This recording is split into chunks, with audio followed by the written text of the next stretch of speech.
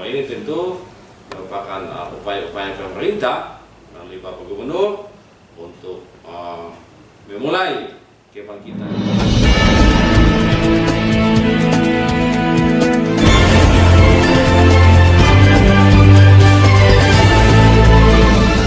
Pemirsa TV Rakyat dimanapun saat ini Anda berada, terkait sebuah gerakan pembangunan yang sedang digelorkan di NTT, tentunya rakyat tahu bahwa dalam kepemimpinan Gubernur Victor Jos ada banyak gerakan yang dicetuskan untuk meningkatkan atau semakin mendekatkan pelayanan kepada masyarakat ataupun menumbuhkan percepatan pembangunan di NTT.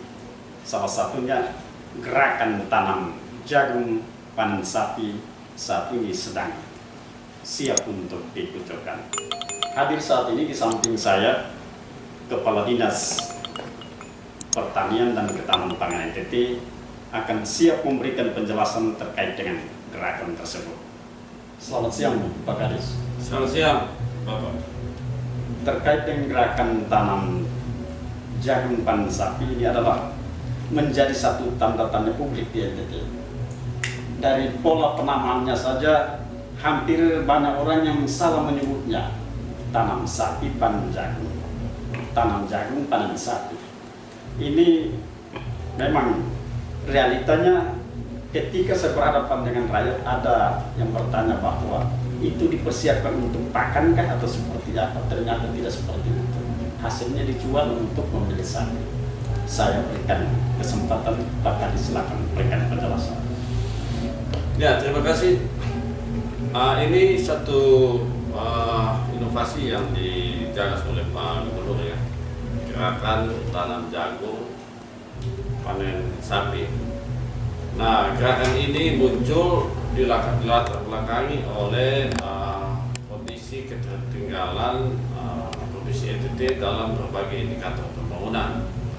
Nah, kita tahu bahwa tingkat kemiskinan di NTT secara nasional itu kan tiga dari bawah.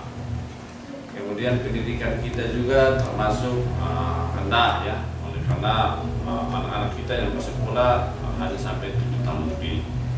Dan indikator-indikator di bidang kesehatan, infrastruktur, dan indikator ekonomi lainnya.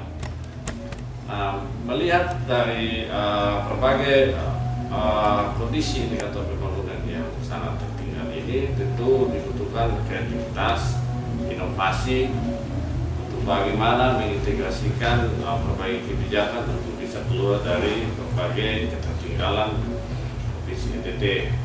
Kemudian muncullah gerakan tanam jagung panen sapi.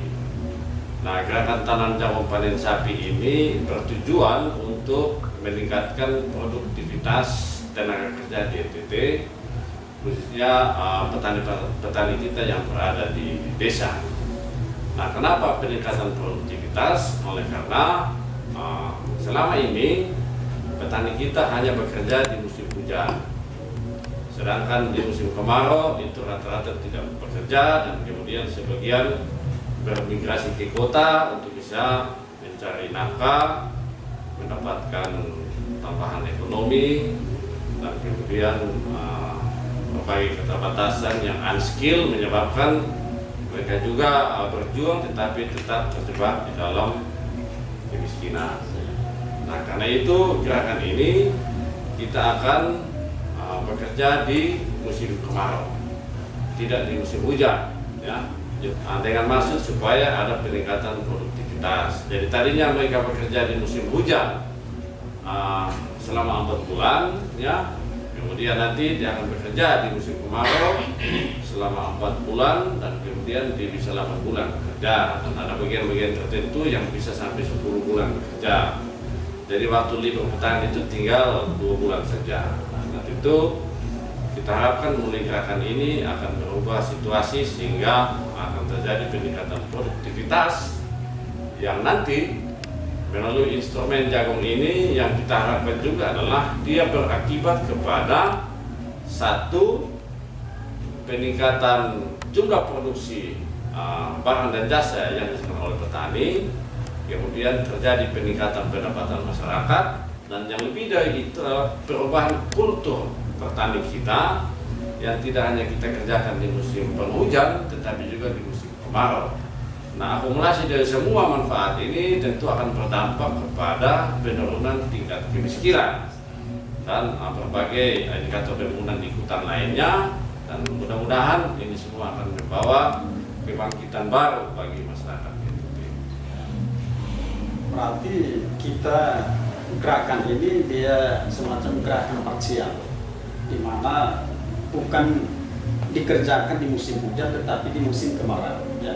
Jadi ini ada satu sistem, karena selama ini kita tahu bahwa daerah NTT ini kan kebanyakannya itu ada kering, dan itu harus pendekatannya itu pendekatan ilmiah ya, macam kayak sistem olah tetes, olah jalur atau mulsa, ini yang harus dikembangkan di sana. Nah, apakah memang gerakan ini juga melibatkan tentang teknis-teknis seperti itu? Ya, jadi ini gerakan ini tidak parsial ya. Kita masuk di gerakan ini untuk bisa dilakukan secara masif ya. Masif itu artinya oleh seluruh komponen masyarakat pertanian yang ada di desa-desa untuk bisa berada di kebun dan memberikan produksi. Nah, musim kemarau kita ini ya, kita hubungkan dengan musim tanam di pertanian. Nah, musim tanam di sektor pertanian itu kita kenal ada dua ya. Musim tanam satu itu bulan Oktober sampai bulan Maret, toh. Kemudian musim tanam dua itu bulan April sampai bulan September setiap tahun, karena kita kan dua musim ya. Nah, kita akan manfaatkan instrumen TJPS ini di musim tanam dua, April sampai September. Nah, karena kalau kita berada di musim tanam satu itu sudah jenuh, lahan sudah jenuh, sumber daya sudah jenuh, tenaga kerja juga sudah terbatas. Jadi itu saja yang akan dihasilkan. Dan kalau itu kita masuk ke sana lagi, dia tidak bisa membawa dampak yang besar. Ya, oleh karena sumbernya hanya satu. Nah, kita sengaja memang ciptakan di musim tanam dua. Nah, tentu tantangan kita air. Ya, bukan berarti tidak ada air. Ya, ada air. Tetapi ini yang perlu kita manage dengan baik. Ya, ketersediaan sisa-sisa air di musim hujan ini untuk betul-betul bisa memenuhi kebutuhan tanaman jagung sehingga bisa memberikan produksi satu kali tanam. Ya, dan untuk itu maka kita bikin skenario. Semua lahan yang mau kita gunakan prioritasnya adalah di lahan-lahan yang ada di daerah aliran sungai. Ya, jadi semua lahan daerah aliran sungai di seluruh NTT, khususnya Pulau Sumur Pulau Timur, itu kita mau supaya itu menjadi lahan prioritas untuk gerakan TJPS. Ya. Kemudian yang kedua, lahan-lahan di daerah irigasi yang kondisi airnya itu tidak mencukupi untuk padi. Nah, maka itu kita pakai itu untuk menanam jagung. Dari lahan yang kita pakai adalah lahan padi yang airnya tidak mencukupi untuk padi, kita tanam jagung. Kemudian yang ketiga, lahan-lahan ya, lahan-lahan kering yang ada ketersediaan sumur. Ya, sumur dalam untuk nanti kita bisa pakai untuk mengairi atau memberikan untuk jagung bisa berproduksi. Nah, karena itu kita sudah coba di tahun 2020 10.000 hektar. Ini Pak Gubernur perintahkan di bulan Mei, April akhir, dan kita mulai bergerak, dan sampai sekarang kita sudah menanam lebih dari 1.400 hektar, dan di sebagian kabupaten sudah panen. Ya, baik itu di Kabupaten Malaka, baik Kabupaten Manggarai Barat, Kabupaten Manggarai Timur, Sumba, ya, dan kabupaten-kabupaten lainnya, baik yang menanam bulan Mei, Juni, sudah mulai memanen. Nah, nanti ini kita terus akan panen sampai pada bulan Desember.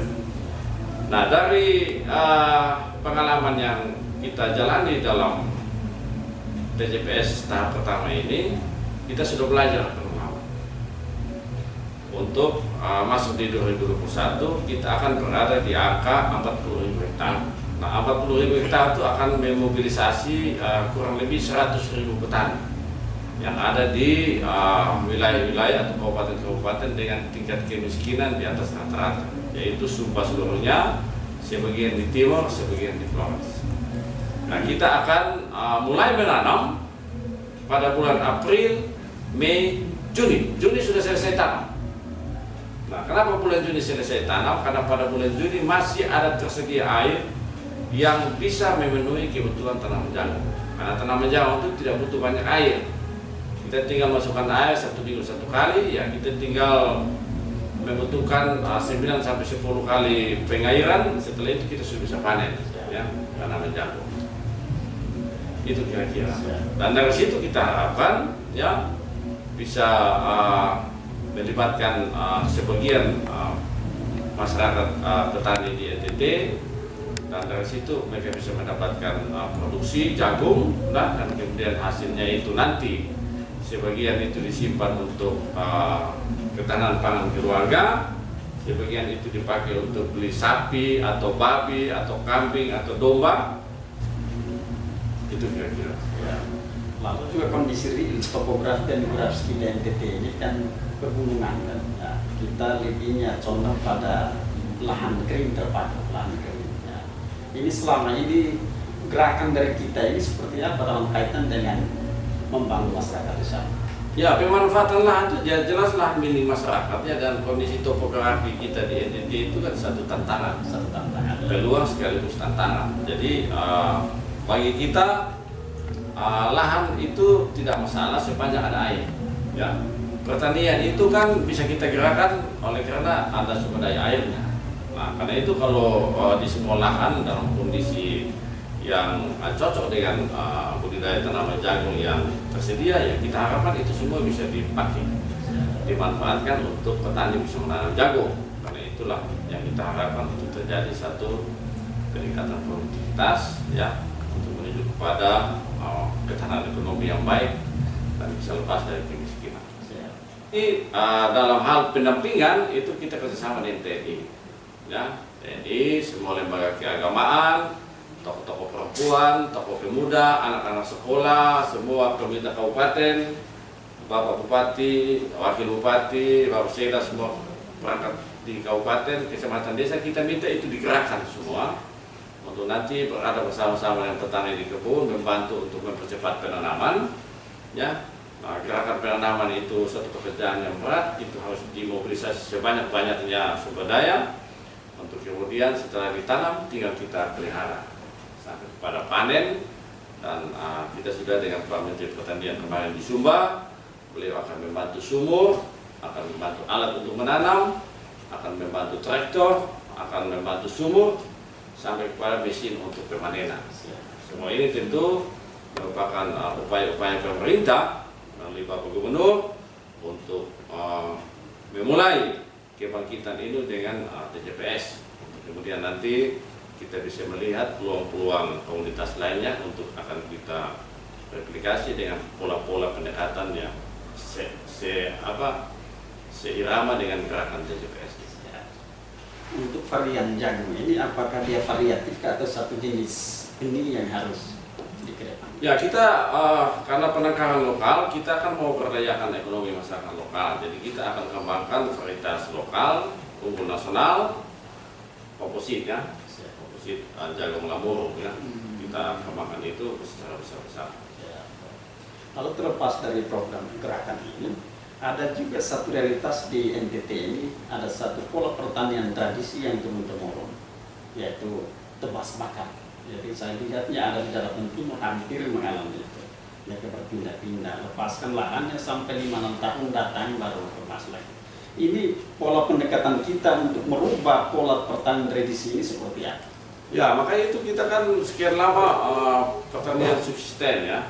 Dan artinya dia berproduksi untuk kebutuhan rumah tangga. Kemudian dia punya aset banyak, dia bisa memilih tanam sekarang di sini, besok pindah ke sana, ya itu kebijakan kearifan lokal, ya, lokal wisdom yang sudah dikembangkan dari nenek moyang. Tujuannya untuk bisa menjaga kesuburan, bisa memotong siklus hama penyakit, dan kemudian bisa mendapatkan produksi yang banyak. Nah, dalam kondisi saat ini pilihan-pilihan itu sudah menjadi terbatas, ya, oleh karena lahan ini sudah semakin sempit, orang semakin banyak, kepemilikannya juga sudah terbatas.